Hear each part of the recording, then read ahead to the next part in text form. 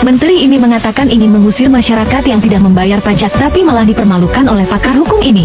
Menyampaikan hashtag nggak bayar pajak, ya berarti Anda nggak kepengen tinggal di Indonesia atau tidak kepengen lihat Indonesia bagus gitu aja. Jadi nggak usah disanggapin lah. Ada satu lagi mungkin kenyataan menyakitkan yang juga ingin saya sampaikan ya. Gaji pejabat negara khususnya anggota dewan Pak, itu pajaknya ditanggung oleh negara. Betul. Ya, itu yang ini tidak fair.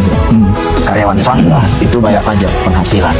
Dan ini tidak fair. Dan ini bukan dosa sekjen sekarang. Ini dosa lintas generasi. Lintas generasi. Dan Kementerian Keuangan harusnya tahu ya. Dan ini harus kita perbaiki. Ini sangat-sangat tidak adil.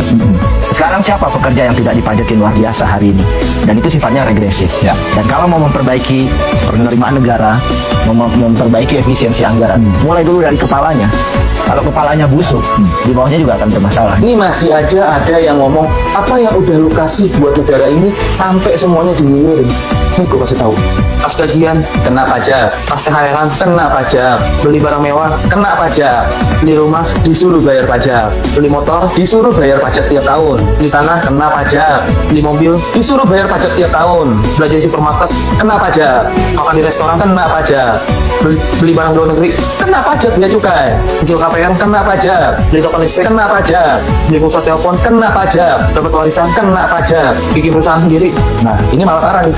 Dari mulai lu ngurus surat-surat pendirian perusahaan sampai lu dapet cuan semuanya kena pajak. Pas pengundian kena pajak. Gimana? Masih mau nanya apa yang udah kita lakuin yang katanya rakyat jelata untuk negara ini?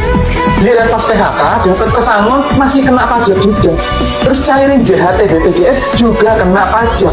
Padahal selama kerja udah dipotong pajak mulu. Jadi jangan tanya apa yang udah kita lakuin untuk negara ini, tapi tanya apa yang udah negara kasih buat kita selain diperes habis-habisan duitnya.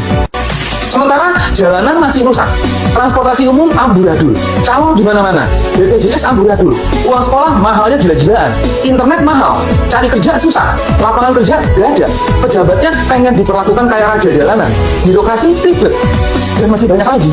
Masa 80% keuangan negara semuanya berasal dari pajak doang? Terus duit hasil sumber daya alam kita lari ke kemana? Barusan hasil SDA kita bisa nutupin semua utang negara dan dipakai untuk mensejahterakan rakyatnya. Kenapa malah masuk ke asing dan asing?